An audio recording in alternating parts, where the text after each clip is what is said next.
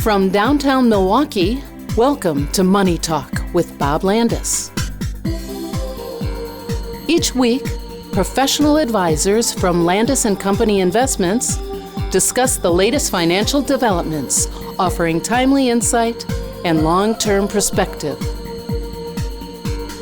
This is Money Talk for July 28th, 2023. Checking the calendar, the Atlanta Braves were in town last week, so we're returning the favor by going to their house this weekend. A little closer to home, the wildly popular German Fest is this weekend also. Brady Street Festival is happening. Let's start with cops rushing to a house because of the reports of a woman screaming. Well, as it turned out, it was the home of a retired cop who owns 22 loud Amazon parrots. Because parrots are mimics, the police were a little suspicious. Whose screams were the parrots mimicking? It turns out the retired cop leaves the TV on for his birds, and the channel was showing a horror film marathon. In the Central Valley of California, it's a former prison that's housing drug dealers. Today it's a cannabis farm. The owners bought the joint for $4 million and think it's perfect for growing and storing their product. The staff is all former inmates, and the irony is not lost on them. Hakuna Matata. Alabama police say an armed 8-year-old boy led police on a car chase before he crashed into another car. The boy had actually carjacked at gunpoint the owner of the car. He has been charged with robbery, fleeing police, and illegally possessing a firearm. Again, he's 8. He should be at home watching the Muppets. And finally, a man in Florida, after hiking the highest mountain peaks in Colorado, says he's going to do the same thing in Florida, the flattest state in the union.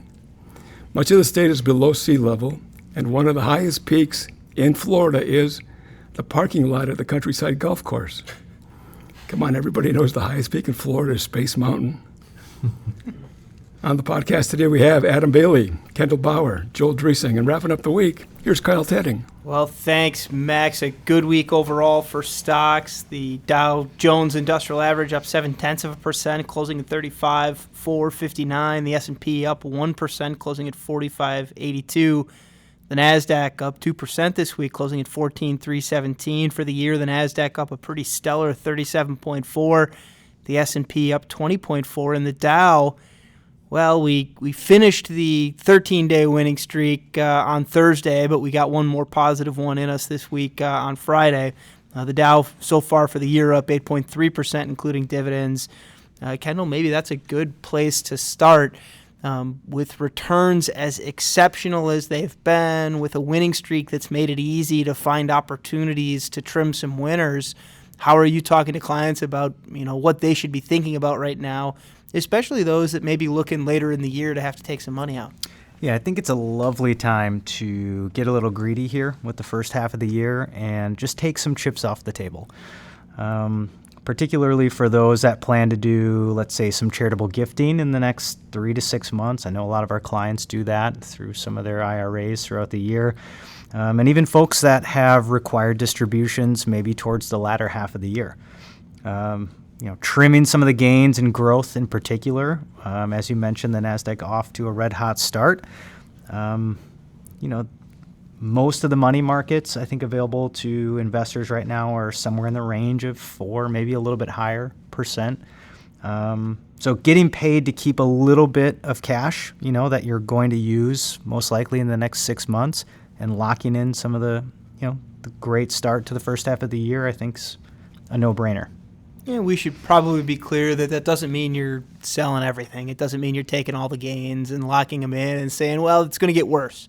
I think what we're saying here is if it's money you're going to spend, money you're going to want to take out, or even just pulling back on a little bit of what's been a pretty strong run, you've got prices that are a lot better today than they were yesterday, a lot better yesterday than they were the day before. And so, we're big believers in buying low and selling high. Yeah, even if it goes higher, we're selling a lot higher than it was. The conversation I've been having with clients, not just raising cash for future distributions, but also using this as an opportunity to do some rebalancing. Last year when everything was down, stocks were down and bonds were down, there was not the opportunity to do rebalancing like you thought there was.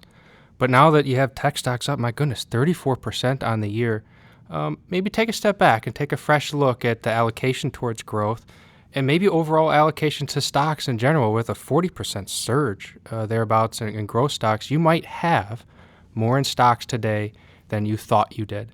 And now's a good time to do some rebalancing, maybe take some gains and consider adding to bonds, doing a little bit rebalancing on the margins. And as a reminder, bonds are paying more today than they did when we started the year. Yeah, and Adam, such a great reminder. The Fed gave us more opportunity in bonds this week, raising the overnight lending rate. They seem to be the thing that remains in focus. But clearly, Adam, looking at what the Fed has done, they're a big part of why we can count on bonds more now. Yeah, as interest rates have come up, aggressively last year, raised rates, 7 times overnight, a few times this year. Target rate is now, 5.25 to 5.5, thereabouts. Essentially, they have reached their target for the year in terms of the overnight rate. And by the way, the overnight rate refers to the overnight lending rate for which banks lend to each other overnight until they reopen for business in the morning. That's where that comes from. And that ultra short-term lending rate has impacted now the yields on money funds, the yield on shorter-term, intermediate-term bonds. Those have come up. We've seen that across the board from cash to short and intermediate-term bonds. And I think it's interesting to see how big of a disparity there is between some of those short-term bonds and the longer-term bonds that are out there, getting paid a lot more to buy a 13-week treasury, getting paid 5.25 right now versus buying a 10-year treasury where you're only getting paid a little less than 4. And some of that speaks to this idea that I think our expectations are that the Fed will eventually have to start to pull back a little bit, that interest rates moving lower from here certainly isn't out of the question. One of the things we thought might give us some cover for the Fed ultimately doing that is a little bit worse economic news. And Joel, we got a GDP report this week on the second quarter, a little better than the first quarter, and signs that that slowing that everybody's kind of been pointing to, maybe it's not here quite yet. Yeah, Kyle, the report showed that the GDP actually sped up in the second quarter at a 2.4% annual rate versus 2% in the first quarter. And, we're talking about the Fed raising interest rates, and historically when they've done that, and remember, they've done that at a historic pace in this past year. I mean, the rates are now the highest, in 22 years. In the past, when they've done that, that's triggered recessions. And now with the economy actually growing faster, that's pulling us farther away from recession. One of the articles I saw, I think it was the Wall Street Journal, actually looked at that report on the GDP and said the economy is actually looking close to normal now. And interest rates are looking close to normal now. And yeah, maybe the Fed is talking about an overnight rate that long-term is a little lower than where we are now. That gives us some cushion from where we are to potentially cut later on if we see some of that weakness we're talking about. And so I think if anything, what we really see is that the Fed can be data dependent. That's what they said in the meeting this week, that we're going to go meeting to meeting from here, that we're not setting a game plan for we need to go from 2 to 5. They're there. And now it's, okay, let's let the data come back to where we think it's supposed to come. We got news on the core personal consumption expenditure index, right in line with expectations, still higher than 2, but the direction continues to be lower. Yeah, that went down to 4.1%, so it's double that target rate of 2. But that's the lowest it's been since September of 2021. The non-core, the headline PCE, Personal Consumption Expenditures Index, which is the main one that the Fed usually looks at when it's looking at inflation, that got down to 3% in June. And that's the lowest it's been since March of 2021. So it's 27 months since it's been that low. And compare that with a year ago, that same number that's now 3% was 7%. So it's really come down, and it's not 2%, but the direction is right. Yeah, and I want to put two numbers together, both the PCE number and then GDP that's come in. And Rewind the clock back a year ago where we were talking about inflation peaking at 9%. And we're no longer there. We're now almost in the Fed's comfort zone with their own metric. And, with inflation coming down like that, it's clear we've broken the fever pitch of inflation. We're not well yet, but we're close to it. But the economy is still pretty healthy with GDP growing at, a 2% rate here in the quarter. That's still pretty good. There's still a lot of resilience, and it shows that maybe, just maybe, they've achieved their soft landing. We're not there yet. You can't get the all clear, but we're certainly on the approach where we can have a soft landing. Adam, two reports that I thought were interesting this week were from the S&P CoreLogic Case-Shiller Home Price Index and from the National Association of Realtors. Both of them basically were saying that the slump that we've seen in housing over the past year is over, that things are, if not turning around yet, they're at least saying that the worst part is behind. We'll see. But just the fact that they're saying that, and that's a very interest rate sensitive industry, but the fact that they're saying that housing is looking better from here is really saying something. Well, and perhaps some of that is that you had some potential home buyers looking at interest rates at 5, 6, 7% when they were 3 and going, well, maybe I'll wait this out. And okay, we've been waiting and interest rates haven't come down. And so, well, now I don't really have a choice anymore, and prices have gone up and interest rates have stayed the same. And all right, so maybe we start to expedite the process of finding that home, of getting ours on the market. The turnover alone will help with some people that are maybe looking for entry-level homes for those that are looking to step up. And so I think, the very idea of, okay, we've kind of level set now, we've got expectations for where rates are supposed to be, that long-term helps the conversation of, all right, if we do come back down to 5 instead of 7, well, okay, that looks really good. And you might see even more interest in home buying at that point in time just because of where we came from, as opposed to going from 3 to 5. Coming from 7 to 5 is a really big deal. And Kyle, we always say that consumer spending is 2/3, 70% of GDP. And we had 2 reports this week on consumer confidence and consumer sentiment saying that the other thing about that consumer spending, which, buying a house is the biggest thing most consumers will spend on, but consumer spending is expected to keep tooling right along, in part because consumers are looking at the slowing inflation rate, and they're also seeing that the job market is pretty steady, and that combination is encouraging consumers to keep right on spending. We've got a newsletter coming out this afternoon.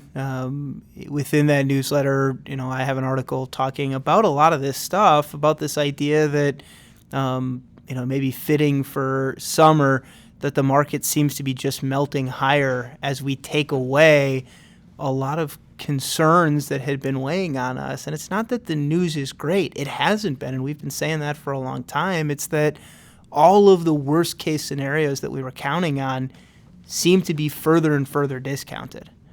And I think as we kind of look at, okay, what could come next, the one risk I see, and Adam, I know you and I have talked about this in the past, but the one risk I see is if everyone believes that the only outcomes now are positive outcomes, we can be a bit surprised sometimes by something we weren't expecting. I think the other thing I would point out as we kind of go forward, if you take a look at the newsletter, Joel, there's a few other interesting articles, one in particular that hits close to home for Kendall over here, but we try to highlight community organizations within our community that we support, whether it's financially, with our time, or just organizations that we're interested in, and a pretty good one in this month's newsletter. Yeah, I think Kendall should talk about that, actually. Yeah, well, it's exciting to announce that, we're getting involved with a local golf outing for charity. In particular, the proceeds are going to First Tee of South Wisconsin, which is a fantastic organization that works to get underprivileged youth out onto the golf course first and foremost, which can be a barrier in and of itself.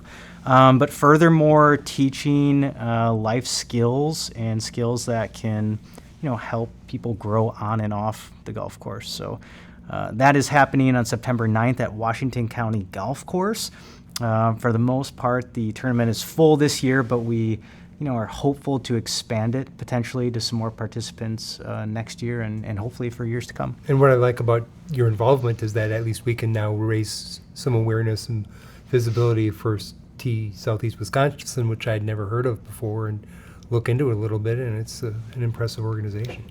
Kendall, if our listeners can't be a part of the golf holiday, can they still contribute to the organization? They can, and thanks for bringing that up, Adam. Joel, I believe there will be a link Yes. to First Tee, Right. to the specific chapter, which is the Southeast Wisconsin chapter. If you want to make a donation, that would be greatly appreciated. They do, I think, give you some options as to what different parts of the organization that they're looking for donations for, or I believe there's just a general fund. All of it goes to good use, and really looking forward to. I think they also give the option of getting involved, which is nice too. I think often organizations need the money, but they also need volunteer work. And so one of the reasons why we highlight some of our own community involvement is because if it's something that's close to someone else's heart, we want them to know what their opportunities are to help out. We know so many folks that are maybe retired from their career but still looking to be engaged within the community. It's one of the conversations I have regularly with clients is, what are you doing now that you're retired? I think more often than not what I hear is, I don't know how I worked. I don't know how I had time to work with all the stuff I'm engaged with now. And so, for us, this is another way to share. Here's some things that we think are important. Maybe the last thing I'd point out in the newsletter, Joel, is one that you have on kind of confidence in your ability to retire. And speaking financially, certainly that's a big part of it, but also, the confidence also carries over into, all right, am I confident that I know what I'm going to do with my time? And so maybe some parallels there. But maybe just a few words on kind of what you have seen, what you've heard, what you've been looking at with respect to, confidence in retirement and maybe overconfidence. Yeah, the overconfidence was the thing that I found out of some retirement researchers at Boston College who found that retirees and people who are still working who are overconfident in their ability to afford their retirement are the ones usually most in jeopardy of not being able to afford their retirement. So it's a lesson in something we talk about here a lot is of humility, of sort of not being too sure about stuff and checking it out. I think a great newsletter coming out this afternoon, as they all are. If you're not subscribed, I encourage you to head over to our website and get your name on the list. Reach out to your advisor, reach out to one of us if you're unsure, and we are happy to make sure that you're added. But as always, we enjoy doing the show for you. We'll talk to you again next week. Thank you for listening to Money Talk with Bob Landis. If you have a financial question you want answered on next week's show, email it to moneytalk@landis.com. To keep informed throughout the week, visit our Money Talk page at landis.com.